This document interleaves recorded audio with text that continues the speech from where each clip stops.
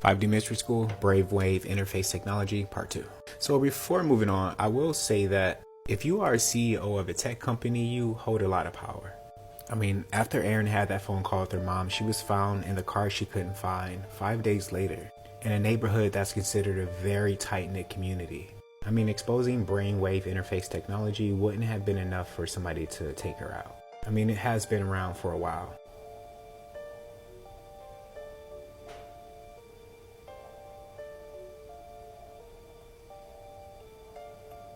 And that clip is from 2009. So you can imagine the improvements in that technology and what Erin was exposed to in Silicon Valley. Whatever she saw that made her frantic, other people didn't want to get out. If you hold a large platform and a lot of influence, especially in tech, you're being watched. For example, this is Aaron Swartz. He was one of the founders of Reddit. I'm going to show you a clip from Aaron. And after this clip was aired, he was murdered a year later. Oh, or he committed suicide a year later, so they say.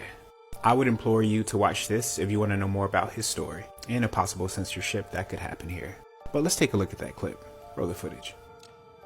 So the First Amendment, right, is this classic guarantee of free speech that however crazy your ideas are, however weird your thoughts are, even if you just want to say something you don't even believe but just think is interesting, that's protected for the most part. Whether you're going after the government, whether you're releasing documents that they have tried to keep secret, whether you're telling a reporter about, malfeasance that's gone on, whether you're just making a really outrageous piece of art.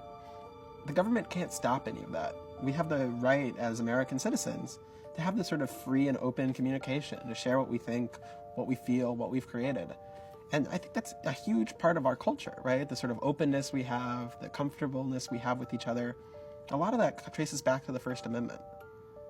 And on the internet, I think the First Amendment takes on an even more important role, because if you think about how computers work, they're not like people. They don't understand what it is they're saying, right? They just take a bunch of text from over here and paste it over there. They're just big copying machines. I mean, that's what they do. They copy things from one place to another.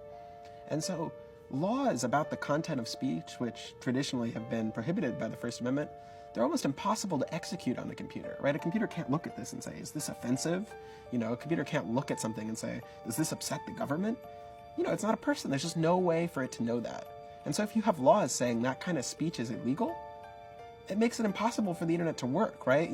Every point along the system, there's something being copied. The little router you have in your house copies it to a thing down the street, copies it to a big building somewhere. Like, dozens of copies are made just in the most inconsequential task. And if every time the computer has to stop and say, is this illegal? The internet would fall apart. It would just be impossible to do.